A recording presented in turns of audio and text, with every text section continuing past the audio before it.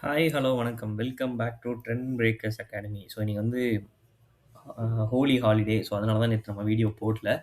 So இன்னும் வார் வந்து still போயிட்டு தாங்க இருக்கு. இன்னும் வந்து முடிஞ்ச பாடில்ல. மாறி மாறி அடிச்சுக்கிட்டு தான் இருக்காங்க. ஸோ அதே மாரி ஈரான் வந்து க்ரூட் ஆயில் டிரான்ஸ்போர்ட்டோட மேஜர் பாயிண்ட்டயே வந்து க்ளோஸ் பண்ணிட்டாங்க.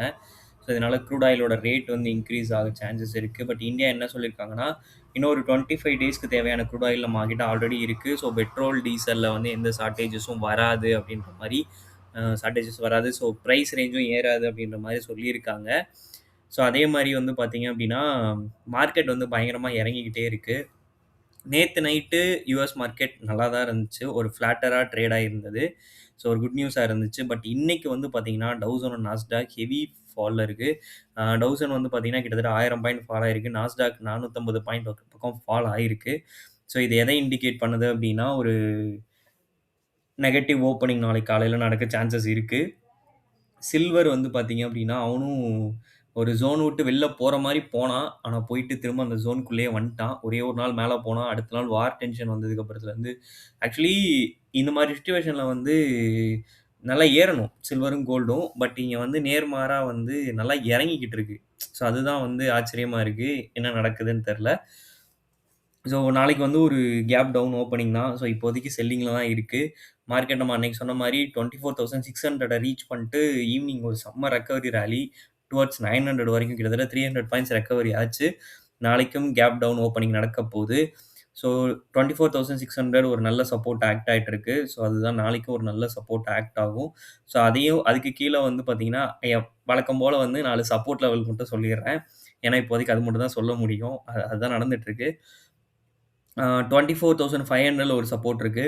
24,350ல ஒரு சப்போர்ட் இருக்கு. அதெல்லாம் பிரேக் பண்ணுச்சு அப்படின்னா, 24,180ல ஒரு சப்போர்ட் இருக்கு. ஓகேங்களா? இதுதான் நெக்ஸ்ட் 3 சப்போர்ட். அதெல்லாம் தாண்டிச்சு அப்படின்னா, அடுத்து ஒரு ஃப்ரீ ஃபால் ஜோன் வேற இருக்கு. கிட்டத்தட்ட வந்து 350 பாயிண்ட் வந்து ஃப்ரீ ஃபால் ஜோன் வேற இருக்கு. ஸோ கன்டினியூஸா ஃபால் ஆகுறதுக்கு நெறையவே பாசிபிலிட்டீஸ் இருக்கு. ஸோ ஓகே, ஃபால் ஆகுறது ஒண்ணும் பிரச்சனை இல்ல. ஏன்னா நல்லது தான். நெறைய ஷேர்ஸ் வந்து நல்லா டவுன் ஆகுது. ஸோ டிஸ்கவுண்ட் பிரைஸஸ்லாம் நமக்கு கிடைக்கும். ஸோ நல்லது தான் ஃபால் ஆகுறது. பட் இந்த வாரம் கொஞ்சம் சீக்கிரமே முடிச்சுக்கிட்டாங்கன்னா நல்லாயிருக்கும்.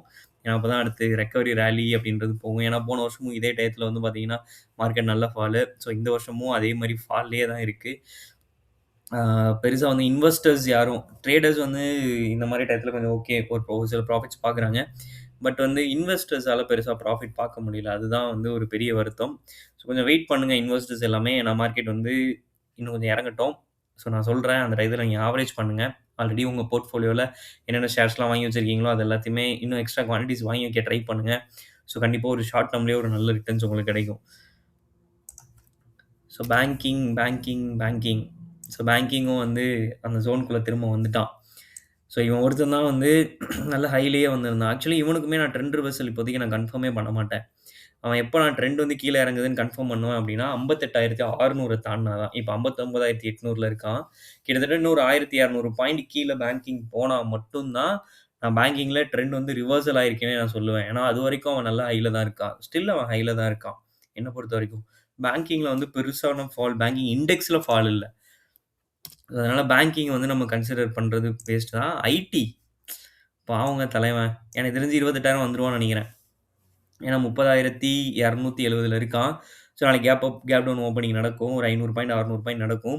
ஸோ அவனுக்கு நெக்ஸ்ட் சப்போர்ட் வந்து 28,000 தான். மேபி எனக்கு அது வரைக்கும் வந்துருவான்னு நெனைக்கிறேன். ஸோ அது வந்ததுக்கப்புறம் சொல்றேன் அடுத்த சப்போர்ட் எங்க இருக்கு அப்படின்னு சொல்லிட்டு.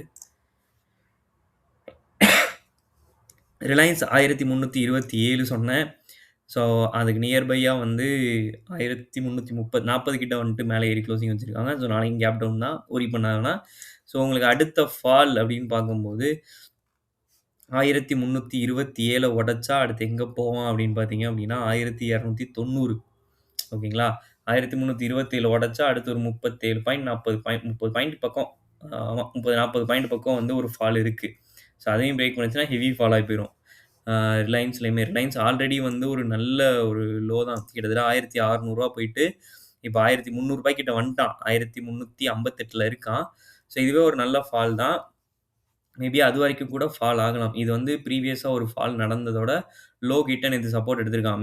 மேக்ஸிமம் நாளைக்கு ஓப்பன் ஆகுறது அந்த லோ கிட்ட தான் ஓப்பன் ஆவான். ஸோ 1327 உடைச்சுச்சுன்னா கொஞ்சம் குரூஷியல் தான் ரிலையன்ஸ்.